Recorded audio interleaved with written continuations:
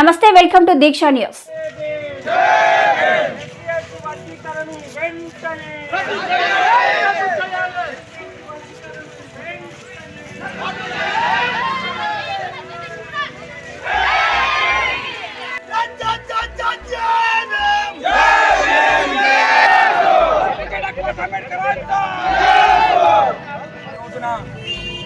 ఏదైతే రాజ్యాంగానికి విరుద్ధంగా సుప్రీంకోర్టు ఇచ్చినటువంటి ఏడుగురు సభ్యుల ధర్మాసనాన్ని రాజ్యాంగానికి విరుద్ధంగా ఉందనని చెప్పేసి ఈ ఎస్సీ ఎస్టీ వర్గీకరణ ఏదైతే ఉందో ఆ వర్గీకరణ రాజ్యాంగబద్ధంగా లేదని చెప్పేసి ఈరోజు దేశంలో ఉన్నటువంటి మాలలు, అదేవిధంగా వివిధ రాష్ట్రాలలో ఉన్నటువంటి మాలలందరూ ఎస్సీ ఎస్టీ వర్గీకరణ ఏదైతే ఉందో దాన్ని రద్దు చేయాలని చెప్పేసి సుప్రీంకోర్టుని మేమందరం కూడా 9 సభ్యుల ధర్మాసనాన్ని కూడా మేము వెళ్ళడం జరుగుతుంది.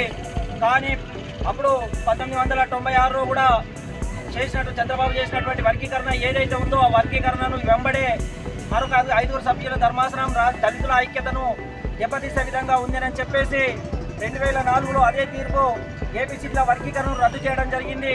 మళ్ళా ఈ ఏదైతే 20 సంవత్సరాల తర్వాత కేంద్ర ప్రభుత్వం కుట్రతోటి ఈరోజు 7 సభ్యుల ధర్మాసనాన్ని ఏర్పాటు చేసి ఏబీసీల వర్గీకరణను మేము ఆమోదిస్తామని చెప్పేసి దీనికి వ్యతిరేకంగా బీజేపీ ప్రభుత్వం చేస్తున్నటువంటి కుట్రను ఈరోజు మాలలందరూ కలిసి వ్యతిరేకిస్తున్నారు.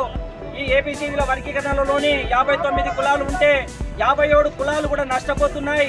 దీన్ని మేము ఖండిస్తూ ఉన్నాం.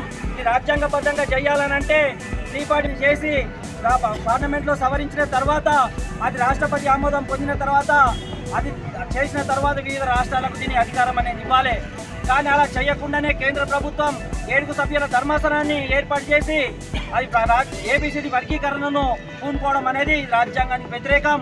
మేము దీన్ని వ్యతిరేకిస్తూ ఈరోజు తానూరు మండలంలోని ఇక్కడ ఉన్నటువంటి మాల ఉపకులాలందరూ కలిసి ఈరోజు దీన్ని మేము వ్యతిరేకిస్తూ నిరసన ర్యాలీని తెలియజేయడం అనేది జరిగింది.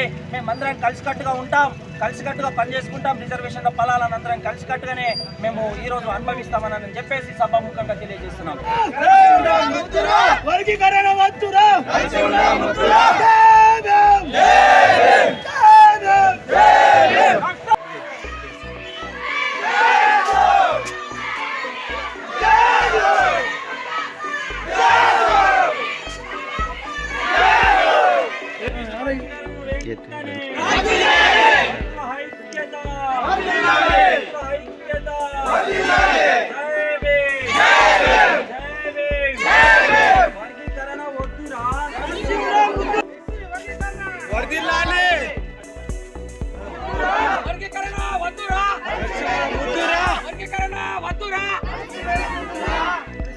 ఎస్సీ ఎస్టీ వర్గీకరణ